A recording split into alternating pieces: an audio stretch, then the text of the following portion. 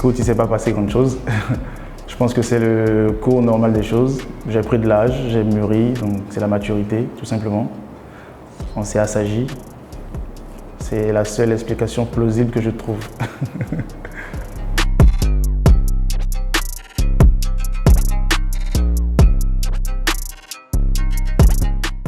Idounou, il faut dire que c'était l'état d'esprit dans lequel j'étais quand j'enregistrais ce projet d'album, qui, je rappelle, a duré bêtement 3 ans depuis l'enregistrement du tout premier titre au tout dernier mastering.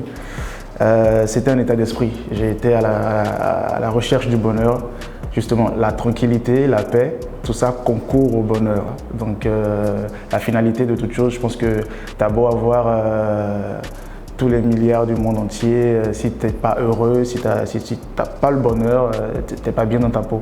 Donc je pense que c'est une fin en soi. Pour moi, tout ce que je dis est tout à fait subjectif, mais c'est moi, donc voilà. Je pense que c'est une fin en soi et c'est quelque chose qu'on devrait rechercher de façon perpétuelle en fait. Le bonheur, la tranquillité, comme tu le dis, le bonheur intérieur. Donc voilà, c'était l'état d'esprit dans lequel j'étais quand je travaillais sur ce projet d'album.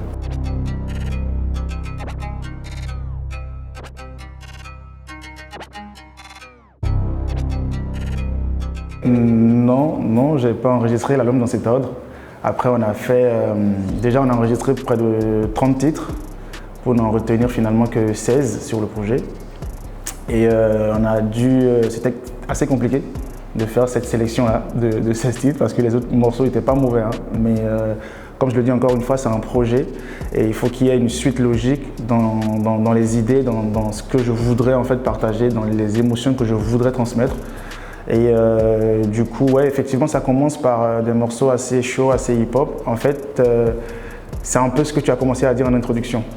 Donc, c'est le Nii, rappeur, chaud, machin, tout ce qu'on connaissait. Et voilà, qui tout doucement transcendait vers le Nii qui est beaucoup plus calme, qui va un peu plus vers de la musique de recherche, qui va vers plus de choses beaucoup plus calmes, comme tu l'as dit. Et voilà, c'est dans cet ordre d'idées-là qu'on a essayé de faire la tracklist en fait. Donc tu as des morceaux qui commencent par Cosibero qui est de la trappe, de la trappe un peu afro, je veux dire, à ne pas confondre avec l'afro-trap de MHD, c'est tout autre chose. Et voilà, pour tomber sur des morceaux complètement acoustiques comme Idounou, voilà, des morceaux comme Maronou, etc., etc.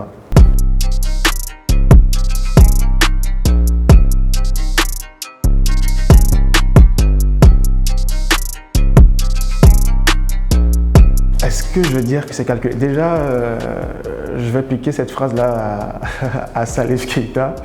La world music, c'est quoi en fait? Quelle est la musique qui n'est pas de ce monde? Genre world music, musique du monde.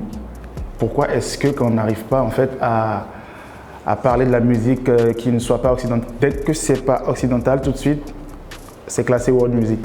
Donc, bref, ça c'est un autre débat qu'on fera plus tard, on n'en est pas là. On n'en est pas encore là. Voilà, on pourrait passer des heures à débattre là-dessus, mais bref. Alors, je vais répondre très clairement à ça. La world music, pourquoi? Moi, je suis juste artiste, je fais de la musique, je fais ressortir mes émotions de la façon dont elles me viennent. Après, quitte aux musicologues et aux experts de classer ma musique en world ou pas world, ça c'est plus mon problème à moi. Moi, je fais juste de la musique. Libre aux gens de la classer là où ils veulent. Voilà. Le rappeur, il est toujours là, de toute façon, c'est la même personne. Voilà. Le rappeur, il est toujours là. Comme je dis, j'ai pas l'habitude de forcer l'inspiration. Donc, j'écoute mes émotions, j'écoute mes vibes. Donc, si un matin, je tombe sur une proposition d'une bonne prod qui m'inspire, le rappeur, il est toujours là. Il sortira ses griffes.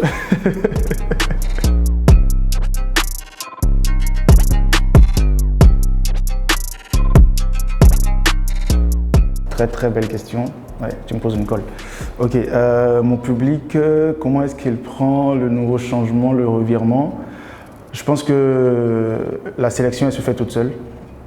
Voilà, les vrais vont rester, les faux vont partir. Ça permet de faire le tri également.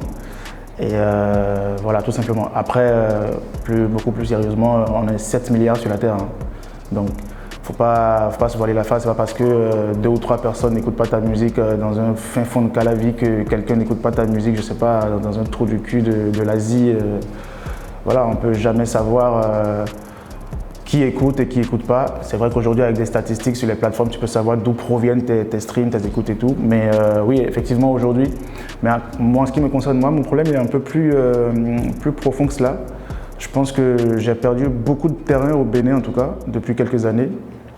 Mais ce n'est pas dû forcément au revirement, au changement de style musical ou tout ce que tu veux. C'est plus par rapport à la non-gratuité de mes chansons. Donc voilà, depuis un moment, mes morceaux ne sont plus gratuits. Donc du coup, forcément, tu as des faux supporters qui ne sont plus là, donc qui disparaissent. Et il y a les vrais qui sont restés et qui font l'effort de soutenir et d'acheter la musique. Voilà.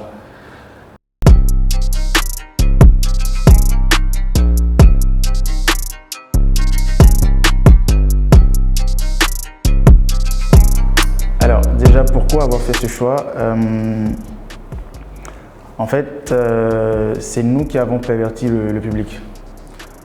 C'est nous qui avons perverti le public parce que les gens de la musique traditionnelle continuent de vendre des disques. Hein. Donc les gens continuent de vendre des disques. On ne peut pas prendre pour excuse le digital pour ne plus acheter de la musique. L'artiste, il vit de son art. Donc s'il ne vend pas de la musique, comment il fait pour vivre? Aujourd'hui, nous sommes dans un milieu où les droits d'auteur, personne n'en parle.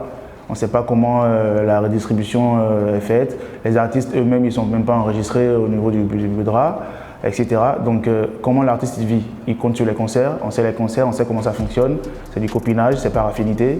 Voilà. Donc, à un moment donné, je me suis dit qu'il fallait rééduquer le public. Moi, c'est un sacrifice que j'ai fait. J'ai pris le risque. Effectivement, c'était risqué. Et c'est d'ailleurs ce qui explique aujourd'hui que je perde beaucoup de terrain ici au Bénin. Voilà, les gens, des fois je suis surpris que des fans m'écrivent sur mes réseaux sociaux, voilà, ouais, mais on te sent plus, à quand le prochain single? Je dis, bah oui, mais mon gars, j'ai sorti un single il n'y a même pas encore 2 semaines, juste va l'acheter, tu vois ce que je veux dire? Juste va l'acheter, juste qu'il est plus gratuit. Et quand on a commencé ce combat justement avec les gars de Vol encore il y a quelques années en arrière, les artistes eux-mêmes, ils n'ont pas compris. Ils n'ont pas compris le concept. Alors après, tu ne peux pas faire le bonheur de quelqu'un contre son gré, donc c'est un peu compliqué. Moi, j'ai pris le risque. Mais après, pourquoi aller acheter un morceau de Niiko Siberou si celui de X ou Y est gratuit? Donc on n'est pas unis, on a toujours fonctionné en rang dispersé. Donc ce qui fait que on est toujours là où on est aujourd'hui. Donc c'est assez compliqué, mais moi je dis, je reste droit dans ma ligne de mire. Je reste fidèle à mes intuitions. Je pense que c'est à nous de rééduquer le public en leur faisant comprendre en fait qu'il faut acheter les œuvres artistiques. Les œuvres d'esprit ne sont pas gratuites, il faut les acheter. Donc c'est aux artistes de rééduquer le public. Il faut arrêter de mettre les morceaux gratuitement en ligne. Et il faut les mettre en vente. C'est assez important. Donc, alors, est-ce qu'aujourd'hui, quand on fait le bilan, il faut être clair, alors complètement transparent, on ne vend pas des masses et des masses, mais comme je le dis encore une fois, c'est un combat que moi je mène et ce serait bien en fait si tous les autres artistes peuvent emboîter le pas et commencer à ne plus proposer de la musique gratuite en fait sur les réseaux, donc c'est très important.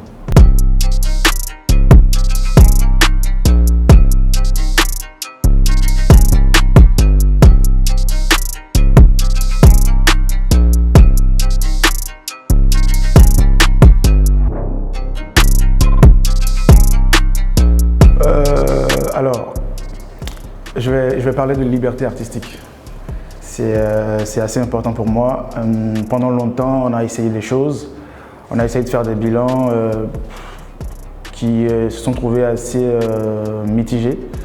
Donc j'ai changé de stratégie.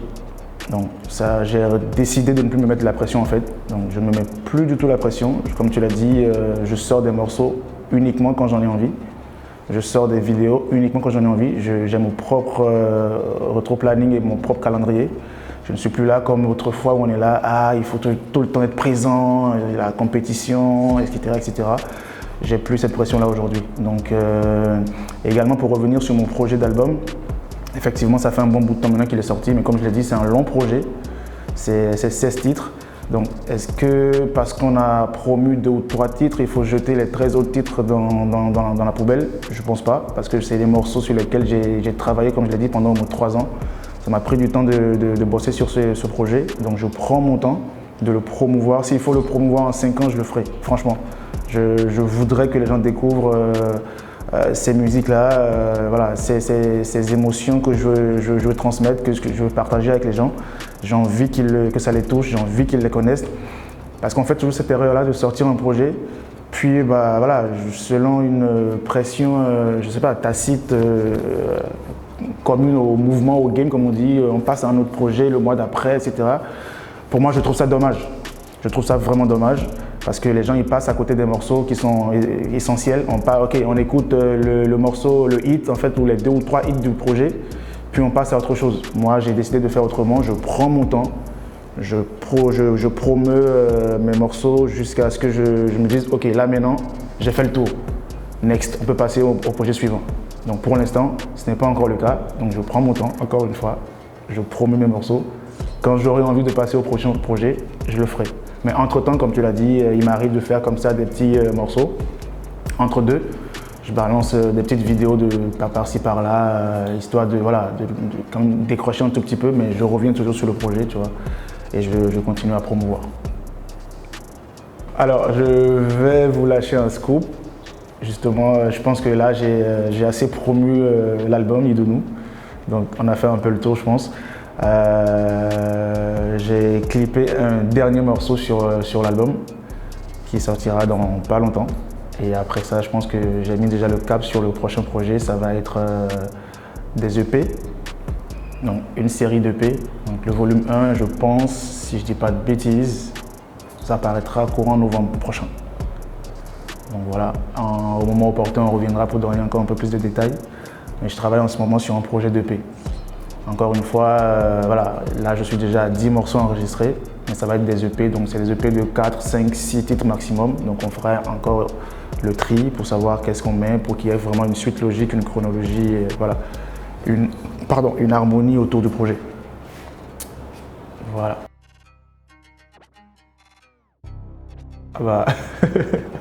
Déjà, il faut déjà que je reparte. Et mon prochain retour, on saura après. Là, c'est trop tôt pour savoir quand est-ce que je reviens. Mais de toute façon, dès que j'ai l'opportunité, j'ai l'occasion de venir, j'hésite pas. Le pays me manque. Là-bas, c'est assez spécial. C'est assez spécial. Donc, toujours rentrer, se ressourcer. Voilà, la famille, les amis. Moi, je suis né ici, j'ai grandi ici, j'ai fait toute ma vie ici. Donc, ici, c'est chez moi. Donc, voilà. Je ne rate pas l'occasion de rentrer. Je devais rentrer depuis le mois de mars, mais voilà, le contexte est assez compliqué, Covid, etc. Les frontières n'étaient pas ouvertes, donc c'était un peu compliqué. Là, ils ont ouvert les frontières, j'ai pu venir, donc si ça se fait, peut-être, je sais pas, dans 3 mois, 6 mois, dans 1 an, je sais pas.